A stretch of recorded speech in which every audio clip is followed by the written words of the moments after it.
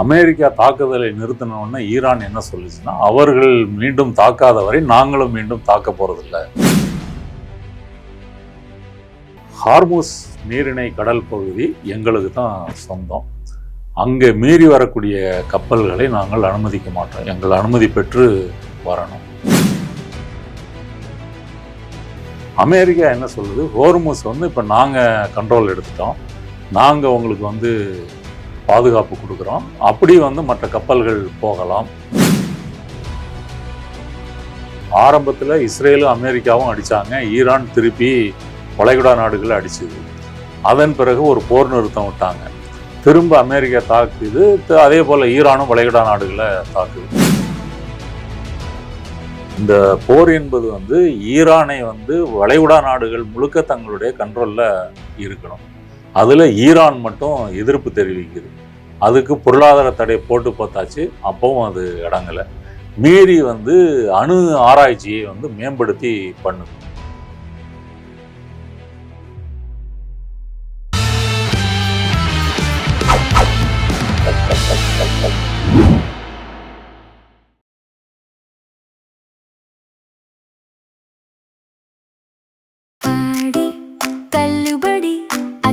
பேரும் அல்லம்படி 6 முதல் 60% வரை ஆடி தள்ளுபடியுடன் super Saravana stores, Chennai, Madurai, Kovai. Gem TV நேயர்களுக்கு அன்பார்ந்த வணக்கம். நான் உங்கள் தொகுப்பாளர் விஜே டீனா. இன்றைய நேர்காணல நம்ம கூட ஜர்னலிஸ்ட் நாதன் சார் சொல்லிட்டு இருக்காரு. வார் பத்தின நிறைய அப்டேட்ஸ் நாதன் சார் நமக்கு அப் டு டேட்டா சொல்லிட்டு இருக்காரு. ஸோ அந்த வகையில இன்னைக்கு என்ன விஷயங்கள் சொல்ல போறாருன்னு பார்க்கலாம். வணக்கம். வணக்கம். என்ன சார், 3 நாளா மூச்சு பேச்சே இல்லாம எந்த ஒரு அணுகுண்டு வீச்சும் இல்லாம இருக்கு, என்னதான் இப்ப நிலவரம்? அதாவது திரும்ப அமெரிக்காவுக்கும் ஈரானுக்கும் சண்டை துவங்கி 13 நாள் நடந்தது. ஜூலை 24ஆம் தேதி அதுக்கு ஒரு பாஸ் போட்டாங்க. யார்? அமெரிக்கா போட்டிருக்கு. அமெரிக்கா தாக்குதலை நிறுத்தினோன்னு ஈரான் என்ன சொல்லிச்சுன்னா, அவர்கள் மீண்டும் தாக்காத வரை நாங்களும் மீண்டும் தாக்க போகிறதில்ல அப்படின்னு சொன்னாங்க.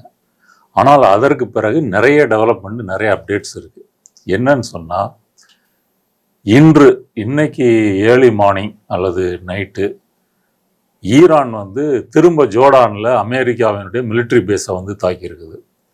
அந்த வரக்கூடிய ட்ரோன்கள், மிசைல்களை நாங்கள் இன்டர்செப்ட் பண்ணி தடுத்து நிறுத்திட்டோம், எங்களுடைய ஏர் டிஃபென்ஸ் சிஸ்டம் தடுத்து நிறுத்திட்டோம்னு சொல்லி அமெரிக்காவினுடைய கமாண்ட் அவங்க சொல்லியிருக்கிறாங்க. இது ஒன்று நடந்திருக்கு.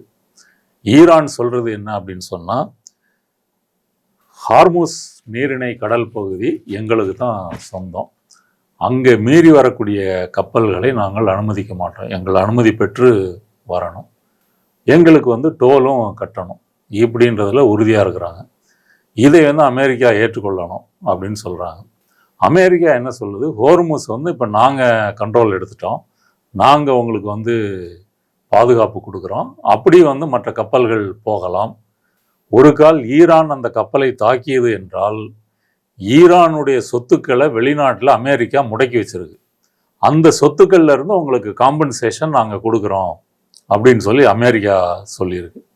ஈரான் பதிலுக்கு என்ன சொல்லிச்சுன்னா, ஒரு கால் எங்களுடைய வெளிநாட்டு சொத்துக்கள்ல இருந்து நீங்கள் காம்பன்சேஷன் எடுத்தீங்கன்னா அந்த நாட்டினுடைய கப்பலோ அந்த நிறுவனத்துடைய கப்பலோ ஹார்முஸில் திரும்ப வர முடியாது அப்படின்றத ஈரான் சொல்லியிருக்கு.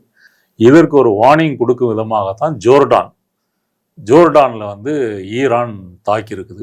இது ஒரு சம்பவம். அடுத்ததாக இதே இன்று காலையில் சவுதி அரேபியாவும் அமெரிக்காவும் சேர்ந்து ஈராக்கில் இருக்கக்கூடிய ஈரான் ஆதரவு பெற்ற ஷியா பிரிவு போராளி குழுக்கள் மேலே தாக்குதல் நடத்தியிருக்காங்க. அதில் தாக்குதல் நடத்தி ஒரு 7-8 பேர் இறந்து போயிருக்கிறதா முதல் கட்ட தகவல் வந்திருக்குது. இதில் என்ன டெவலப்மெண்ட் அப்படின்னு சொன்னால், முதலாக இந்த கான்ஃப்ளிக்டுக்குள்ள சவுதி அரேபியா வந்திருக்கு. சவுதி? ஆமாம், ஃபர்ஸ்ட் டைம் வருதோ? ஃபர்ஸ்ட் டைம் வருது. இதற்கு முன்னாடி அவங்க நாட்டில் இருக்கக்கூடிய மிலிட்ரி பேஸு அதை கொடுத்து உதவி பண்ணாங்க, திரைமறைவில் உதவிகள் பண்ணியிருந்திருக்கலாம், அதெல்லாம் செஞ்சுருக்காங்க. ஆனால் நேரடியாக சவுதி அரேபியாவினுடைய ஏர்ஃபோர்ஸ் விமானங்களும் யுஎஸ்உடைய விமானங்களும் போர் விமானங்களும் சேர்ந்து ஈராக்கில் இந்த ஈரான் ஆதரவு குழுக்களை தாக்கியிருக்கிறாங்க. என்ன சொல்கிறாங்கன்னா, அவர்கள் ஈராக்கில் இருக்கக்கூடிய ஈரான் ஆதரவு குழுக்கள் சவுதி அரேபியாவை ட்ரோன் மூலமாக தாக்கியிருக்குது. அதில் சவுதி அரேபியாவினுடைய எண்ணெய் கம்பெனிகள் அதை வந்து தாக்குதல் பண்ணியிருக்காங்க. அதற்கு பதிலடி கொடுக்கும் விதமாக இதை நாங்கள் செஞ்சுருக்கிறோம் அப்படின்னு சொல்லியிருக்கிறாங்க. ஆனால் இந்த தாக்குதலுக்கு ஒரு நாள் முன்னாடி தான் ஈரானுடைய வெளியுறவுத்துறை அமைச்சர் சவுதி அரேபியாவினுடைய வெளியுறவுத்துறை அமைச்சரோட பேசியிருக்கிறாரு, ஓமனுடைய வெளியுறவுத்துறை அமைச்சரோட பேசியிருக்கிறாரு. இருந்தும் இந்த தாக்குதல் நடந்திருக்கு. அப்போ இந்த போரினுடைய முனை என்பது வந்து பல பக்கங்களுக்கு விரிவடையுது. இப்போ இதற்கு முன்னாடி பிப்ரவரி 28 தாக்குதல் எல்லாம் ஜோர்டானை அதிகம் தாக்கலை, யாரு? ஈரான்.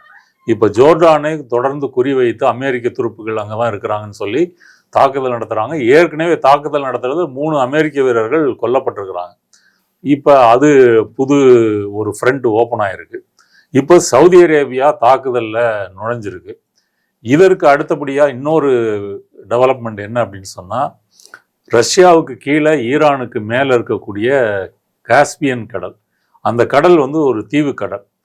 அந்த கடல்ல ஈரானுடைய ஒரு கப்பலை உக்ரைன் தாக்கியிருக்கு. ஆமாம், உக்ரைன் ஏன் தாக்கியிருக்கு அப்படின்னு சொன்னால், ஈரான் ரஷ்யாவுக்கு ஆயுதங்கள் அந்த கப்பல் மூலமாக கொண்டு போகிறது, அதனால் நாங்கள் தாக்கியிருக்கிறோம் அப்படின்னு சொல்லி உக்ரைன் அதிபர் செலன்ஸ்கி சொல்லியிருக்கிறார். அப்போ இந்த போர் வந்து இப்போ உக்ரைன் ஈரானை தாக்கியது மூலமாக அங்கேயும் அந்த ஃப்ரண்ட்லேயும் இந்த இது டெவலப் ஆகிருக்கு, ஓப்பன் ஆகிருக்கு. அப்போ ஒட்டுமொத்தமாக பார்க்கும்போது ஆரம்பத்தில் இஸ்ரேலும் அமெரிக்காவும் அடித்தாங்க, ஈரான் திருப்பி வளைகுடா நாடுகளை அடிச்சுது. அதன் பிறகு ஒரு போர் நிறுத்தம் விட்டாங்க, திரும்ப அமெரிக்கா தாக்குது, அதே போல் ஈரானும் வளைகுடா நாடுகளை தாக்குது. அதுக்கு பிறகு இப்போ பார்த்தீங்கன்னா ஒரு 3 நாள் பாஸுக்கு பிறகு திரும்ப ஈரான் தாக்குகிறது, சவுதி அரேபியா அமெரிக்காவும் ஈராக்கை தாக்குது, உக்ரைன் வந்து அங்கே ஈரான் கப்பலை காஸ்பியன் கடலில் தாக்கியிருக்குது.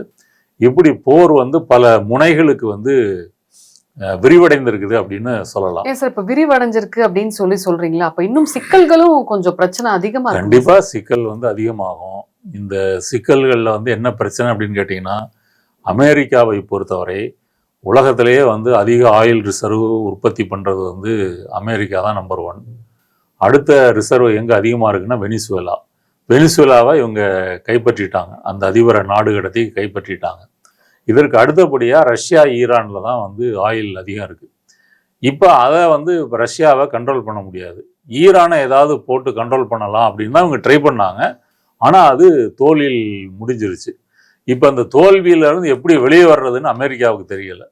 ட்ரம்பை பொறுத்த வரைக்கும் காலையில் எந்திரிச்சு ஈரானை தொலைச்சிருவேன்றாரு, சாயங்காலம் வந்து ஈரானோட நல்லபடியாக பேச்சுவார்த்தை போய்கிட்டு இருக்குது, அதனால் வந்து பேசி ஒரு டீலை எட்டிடுவோம் அப்படின்னு சொல்கிறாரு. இதே தான் டெய்லி பேசுகிறாரு. மைட் பி அவருக்கே என்னன்னு தெரியல சார். ஆமாம், இப்போ அவர் மாற்றி மாற்றி பேசுவதற்கு என்ன காரணம் அப்படின்னு சொன்னால், அவர் வந்து முட்டாள்தனமாக உளறுவார் என்பதை தாண்டி அதுக்கு பின்னாடி இருக்கக்கூடிய உண்மை என்னன்னா, அமெரிக்கா நினைச்ச மாதிரி அங்கே நடக்கலை, ஈரானில் இவர்கள் நினைத்தது போல் நடக்கவில்லை. அப்போ இந்த புது புது ஃப்ரெண்டுக்கு ஓப்பன் ஆகி போயிட்டு இருந்தது அப்படின்னு சொன்னால், இந்த போரை சீக்கிரம் முடிக்க முடியாது மட்டுமல்ல, ஹார்முஸ் நிரந்தரமாக மூடப்பட்டால் திரும்ப வந்து கச்சா எண்ணெய் விலை அதிகரிக்கும், நேச்சுரல் கேஸ் விலை அதிகரிக்கும், எல்லா உலக நாடுகள் எல்லாமே பாதிக்கப்படும், அமெரிக்கா உள்ளிட்டு. இதற்கு பிறகு வந்து ஏமனில் இருக்கக்கூடிய ஹவுதி கிளர்ச்சியாளர்கள் அவங்க என்ன பண்ணுறாங்க, செங்கடலில் இருக்கக்கூடிய அந்த மாண்டேப் அந்த நீரிணை இருக்கு இல்லையா, அந்த கடல் பகுதியில் நாங்கள் சவுதி அரேபியாவின் கப்பல்களை தாக்குவோம் அப்படின்னு சொல்லி அவங்க என்ன பண்ணியிருக்காங்க, அந்த அராம்கோ தொழிற்சாலையினுடைய அந்த ரிஃபைனரி ஸ்டேஷனை வந்து ஹவுதி தாக்கியிருக்கிறாங்க. அவங்களும் இப்போ வந்து அந்த மாண்டேப் அந்த நீரிணையை வந்து அவங்களும் முற்றுகையிட்டிருக்கிறாங்க. அங்கே வந்து இப்போ இந்த கப்பல்கள் போக முடியாது. இப்போ சரி, இப்போ சவுதி அரேபியாவுக்கு மட்டும்தான் அந்த தடை. சவுதி அரேபியா பொறுத்தவரையும் அங்கே பாரசீக வளைகுடாவில் ஹார்முஸ் இருக்கு இல்லையா, அதன் வழியாகவும் அனுப்பலாம், இங்கே செங்கடல் வழியாகவும் அனுப்பலாம். ஏன்னா அது பெரிய நாடு, 2 பக்கம் மூலம் அனுப்பலாம். அப்போ அங்கே பிரச்சனை என்ன, குழாய் மூலமாக கச்சா எண்ணெயை கொண்டு வந்து இங்கே இருக்கக்கூடிய துறைமுகத்தின் மூலமாக அவர்கள் ஏற்றுமதி செஞ்சுட்டு இருந்தாங்க. இப்போ நம்ம இந்தியாவுக்குலாம் அங்கேருந்து தான் அப்படி தான் வருது. இப்போ இதை தடை செய்வதன் மூலம் என்ன ஆகுன்னா, மற்ற நிறுவனங்களுடைய கப்பல்கள் இந்த பாதையில் போகிறதுக்கு பயப்படுவாங்க. ஏற்கனவே 23வது வருஷம் 2023க்கு முன்னாடி அங்கே ஒன்றும் பிரச்சனை இல்லை. ஆனால் பாலஸ்தீனை வந்து காசா மேலே வந்து இஸ்ரேல் போர் தொடுத்ததுனால 2023 ஹவுத்தி கிளர்ச்சியாளர்கள் அதை வந்து நாங்கள் மூடிட்டோம் அப்படின்னு சொன்னாங்க. அப்போவே வாரத்துக்கு ஒரு 500-600 கப்பல்கள் போய்கிட்டு இருந்த அந்த செங்கடல் சூயஸ் கெனால் வழியாக போயிட்டு இருந்த கப்பல்கள் குறைஞ்சு போச்சு. இப்போ வந்து ஒரு 200-250 கப்பல்கள் தான் போகுது. திரும்ப ஹவுத்தீஸ் வந்து அதை பிரச்சனை பண்ணுறதுனால மற்ற கம்பெனிகள்லாம் பயப்படுவாங்க. என்ன பயப்படுவாங்க அப்படின்னு சொன்னால், மாலுமிகள் வேலைக்கு வர பயப்படுவாங்க. அடுத்தது இன்சூரன்ஸ் கம்பெனிகள், உங்களுக்கு சி வாயேஜுக்கு வந்து இன்சூர் பண்ணக்கூடிய கம்பெனிகள் நிறைய இருக்குது. அப்போ அந்த இன்சூரன்ஸ் கம்பெனிகள் தங்களுடைய பிரீமியத்தை அதிகப்படுத்துகிறாங்க. அப்போ செலவு அதிகரிக்கின்றதுனால கப்பல் நிறுவனங்கள் தயக்கம் காட்டுறாங்க. அப்போ இந்த பக்கமும் கப்பல் போக முடியாது, அந்த பக்கம் கப்பல் போக முடியாதுன்னா என்ன செய்ய முடியும்? இப்போ இந்தியா போன்ற நாடுகளுக்குலாம் என்ன பிரச்சனை அப்படின்னு சொன்னால், இப்போ நம்ம ரஷ்யாவிலேருந்து 40% ஆயிலை இறக்குமதி பண்ணுறோம் இந்த ஈரான் வார் துவங்கின பிறகு. இப்போ ரஷ்யாவிலேருந்து கப்பல் வரணும்னு சொன்னால் அப்படியே மத்திய தரைக்கடல் வழியாக வந்து சூயஸ் கெனால், செங்கடல் வழியாக அரபிக்கடல் வந்து இந்தியாவுக்கு வரும். இது வந்து ஒரு ஷார்ட் ரூட்டு. இப்போ ஹவுத்தி கிளர்ச்சியாளர்கள் வந்து இங்கே பிரச்சனை பண்ணுறாங்க அப்படின்னா, அந்த ரஷ்ய கப்பல்கள் என்ன செய்யும் அப்படின்னு சொன்னால், அட்லாண்டிக் கடல் வழியாக ஆப்பிரிக்காவை சுற்றி வந்து அப்புறம் இந்தியாவுக்கு வரும். இது வந்து கிட்டத்தட்ட ஒரு 3000 நாட்டிக்கல் மைல் வந்து சுற்றுப்பாதையில் வரணும். ஏற்கனவே க்ரூட் ஆயிலுடைய விலை இன்டர்நேஷ்னல் ரேட் அதிகரிச்சிருக்குது. அப்போ ரஷ்யாவிலேருந்து தூரத்தில் கொண்டு வரீங்கன்னா அந்த போக்குவரத்து செலவு அதிகம். அதையும் நீங்கள் சுற்றுப்பாதையில் கொண்டு வரீங்க அப்படின்னு சொன்னால் அந்த செலவு இன்னும் அதிகரிக்கும். அப்போ இதனால் வந்து இப்போ வந்து 2 நீரிணைகளும், மாண்டேப் நீரிணையும் சரி, ஹார்முஸ் நீரிணையும் சரி, இப்போ வந்து பிரச்சனைக்குள்ளாயிருக்கு. அதில் ஹார்முஸில் சுத்தமாக போகிறதில்ல, மீறி போனால் வந்து ஈரான் தாக்குகிறது. அமெரிக்காவும் அதை ஏதாவது செய்யலாம் அப்படின்னு முயற்சி பண்ணுது, ஆனால் முடிய மாட்டேங்குது. அமெரிக்காவினுடைய எதிர்பார்ப்பு என்ன அப்படின்னு சொன்னால், கொஞ்சம் கொஞ்சமாக இந்த போர் பல முனைகளில் வந்து ஓப்பன் ஆயிடுச்சு அப்படின்னு சொன்னால், ஒதுங்கி இருக்கக்கூடிய மற்ற நேட்டோ நாடுகள், ஐரோப்பிய நாடுகள் திரும்ப வருவாங்களா? இப்போ உக்ரைன் வந்து ஈரானை தாக்கியிருக்கு. தாக்குனதுனால உக்ரைனுக்கு சப்போர்ட்டாக வந்து ஐரோப்பிய நாடுகள் இருக்கிறாங்க. அந்த வகையில் வந்து அவர்கள் ஈரானை தாக்குவதற்கு வருவார்களா அப்படின்னு ஒரு நப்பாசையில் அமெரிக்கா இருக்குது. ஆனால் அது நடைபெறுவதற்கான வாய்ப்பு ரொம்ப குறைவு. அதனால் இந்த நேற்று வரைக்கும் நிலைமை என்னன்னா 3 நாள் போர் நிறுத்தம் அப்படின்னு இருந்துச்சு. ஆனால் ஒரு நாளில் வந்து அந்த நிலைமையே அப்படியே மாறிடுச்சு அப்படின்னு சொல்லலாம். இதுதான் இன்னைக்கு ஒரே ஒரு கேள்வி. ஒரு சில விமர்சகர்கள் வந்து பப்ளிக்கா ஊடகத்துல சொல்லக்கூடிய ஒரு விஷயம் என்ன அப்படின்னு பாத்தீங்கன்னா, எப்ஸ்டீன் ஃபைல்ஸ் ஓப்பன் ஆச்சு இல்ல சார், அது நிறைய பிரச்சனைகள் ரீ ஓப்பன் ஆகுறப்போ நிறைய சர்ச்சைகள் வந்து கிளம்பிக்கிட்டு இருந்தது. ஸோ அதை அப்படியே அமுக்கி திசை திருப்பறதுக்காக தான் இந்த வார் அப்படின்ற ஒரு விஷயமே வந்தது அப்படின்னு சொல்றாங்களே சார்.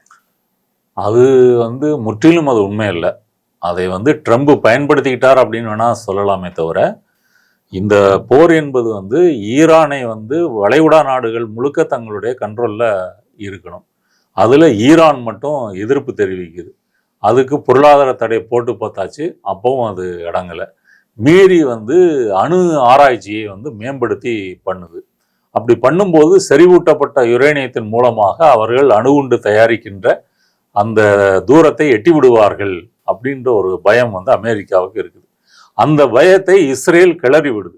நீங்க பாட்டுக்கு கம்முன்னு இருந்தீங்க அப்படின்னு சொன்னா அவன் பாட்டு அணுகுண்டு தயாரிச்சிருவான் அப்படின்னு சொல்லி இஸ்ரேல் கிளறி விட்டு, இஸ்ரேல் தன்னுடைய தாக்குதலுக்கு அமெரிக்காவை இதுல இழுத்து போடுது. அப்ப இந்த போரில் ஈடுபடுவதன் மூலமாக அமெரிக்கா ஈரானை அடக்கலாம். ஒரு கால் ஈரான்ல ஆட்சி மாற்றம் வந்து அமெரிக்காவுக்கு தலையாட்டுகின்ற ஒரு பொம்மை அரசாங்கம் வந்தது அப்படின்னு சொன்னா, ஈரானுடைய நேச்சுரல் கேஸ், ஆயில் ஃபீல்டு எல்லா கண்ட்ரோலையும் அமெரிக்கா எடுத்துக்கலாம். எப்படி வெனிசுவேலாவில் எடுத்துச்சோ அது மாதிரி எடுத்துக்கலாம். இதுதான் அவங்களுடைய நோக்கம். இதில் ஒரு காரணமாக அல்லது நோக்கமாக ட்ரம்புக்கு அது இருந்திருக்கலாம். இதன் மூலமாக எப்ஸ்டீன் ஃபைல்ஸில் நம்ம பேர் அடிபடுவது என்பது வந்து தள்ளி போகும். இப்போ அந்த ஃபைல்ஸ் வெளியிட்டதே அவருடைய அரசாங்கத்தில் தான் வெளியிடுறாங்க. அதனால் அது அந்த விவரங்கள்லாம் ஏற்கனவே தெரிஞ்சது தான். என்ன அப்படின்னா, அதை மேற்கொண்டு விசாரணை பண்ணி குற்றவாளிகளை கண்டுபிடிக்கிறதுக்கான வாய்ப்பு இல்லாமல் அதை வெளியே விட்டதே ஒரு பெரிய நடவடிக்கை அப்படின்ற முறையில் அதை முடிச்சிட்டாங்க. அதனால் அது தனி, இது தனி. இதுக்கு இந்த வகையில் தொடர்பு இருக்கே தவிர அதுதான் முதல் காரணமாக அதை சொல்ல முடியாது. ஓகே, ஸோ வார் பற்றின நிறைய விஷயங்கள் வந்து நம்ம ஜெம் டிவி நேயர்களுக்காக அப்டேட்ஸ் கொடுத்தீங்க சார். நன்றி. நன்றி.